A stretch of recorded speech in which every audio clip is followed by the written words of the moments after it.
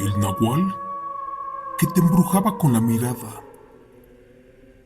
Relatos de rancho para no dormir, 100% reales. Buenas noches.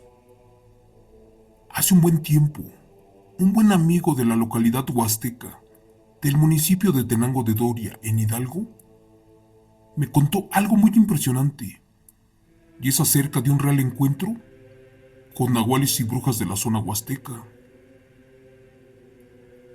Gracias a eso, ahora me siento en confianza para platicarles un poco de todo lo que me pasó. Les cuento que desde pequeño siempre he sentido y he mirado cosas muy raras de las cuales jamás he contado. Para empezar les voy a platicar que mi abuelita tenía algo que muchos no creerán, pero esto que cuento es verdad. Ella, en su juventud, fue una impresionante bruja nahual de la cultura otomí. Al principio no nos quería contar nada de todo lo que le pasó, pero después de tanto insistir e insistir, me platicó mi madre, que en efecto la abuela era nahual, pero de los meros buenos. Dicen que ella fue de esos nahuales que con la pura mirada te podían matar, hechizar y atrapar, al grado que con su sola presencia y sombra, muchos animales como caballos, burros, vacas y cerdos quedaban aterrados. Cuentan que de solo verla caminar, los pollos y guajolotes morían de miedo. Los perros quedaban traumados, porque en verdad era un impresionante nahual, una aterradora bestia de la oscuridad, un ser que te robaba el espíritu, uno que causaba mucho asombro, pero gracias a Dios afortunadamente nunca lastimó a nadie de la familia.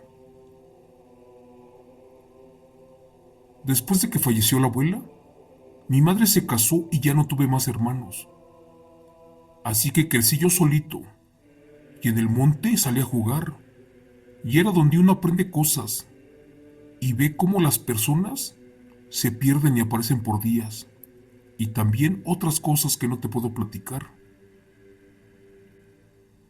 Me acuerdo de muchos encuentros con nahuales allí en el monte, incluso hasta en mis corrales, pero en una de esas pasó algo que casi me mata del miedo. Pero no era cualquier miedo, más bien era esa cosa que se le conoce como pánico, porque era realmente lo que yo sentí. En esos años, me acuerdo que andaba rondando la noticia de que se perdían mujeres, costales de maíz y uno que otro niño aquí en la comunidad. Unos decían que los árboles separaban un animal parecido a un guajolote negro, pero enorme. Otros más miraban a un perro negro que trepaba por los techos de las casas y que creen, juran que les robaba el aliento a los bebés. Y otros más afirmaron que les chupaba la sangre y que estos perdían la vida al amanecer. En otra ocasión yo miré a ese perro del que hablan, con un físico impresionante. ¿Qué creen?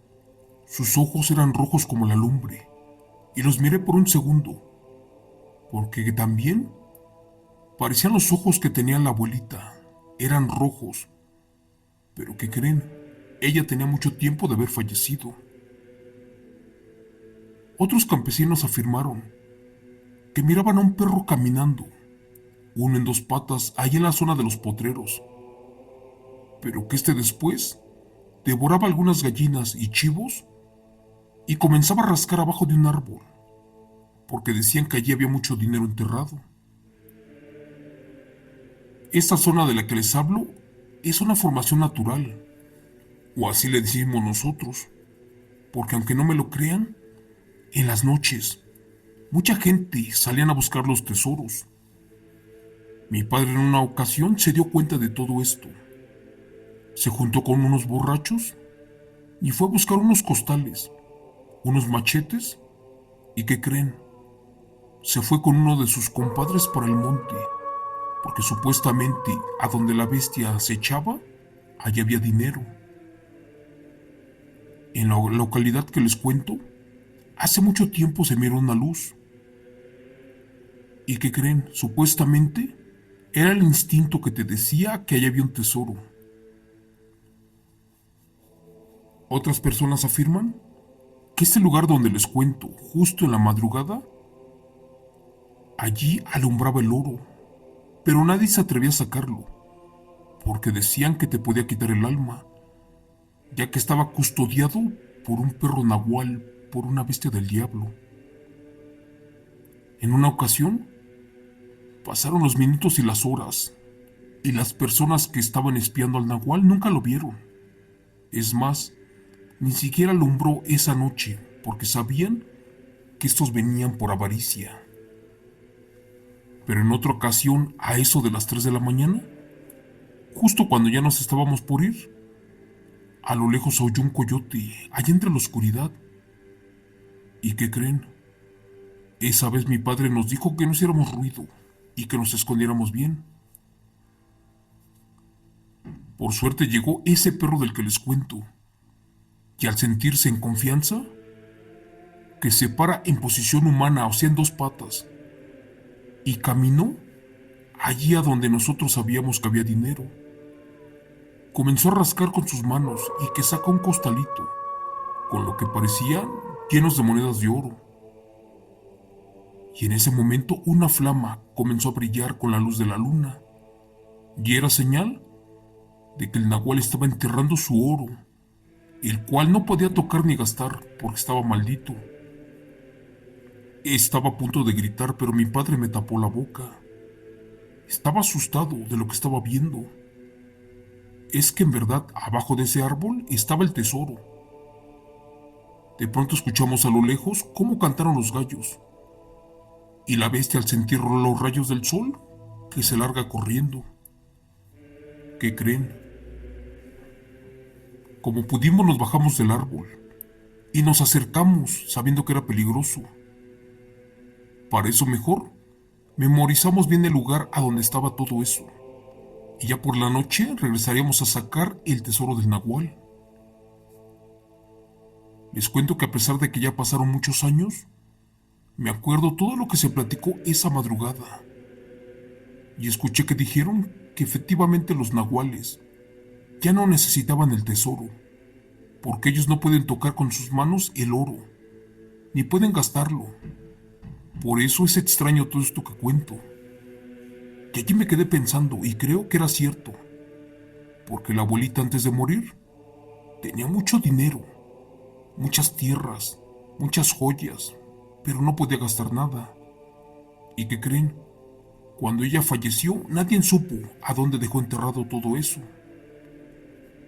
Ahora comprendíamos que posiblemente eso era parte del tesoro de la bruja nahual, y era custodiado por ese extraño perro negro, que después descubrimos que era la reencarnación de la abuela, de aquella bruja que no quería que la encontráramos. Pero bueno, como éramos de su sangre, podíamos sacar el tesoro y gastarlos, ya que nosotros no éramos nahuales. Les cuento que al día siguiente, ya por la tarde, mi padre me obligó a ir con ellos y caminamos rumbo al cerro. Esa vez no íbamos solos, iban con otros dos compadres de él, pero iban preparados porque sacaron un machete curado con ajos, una veladora, sal, unas tortillas, tijeras y otras cosas de plata.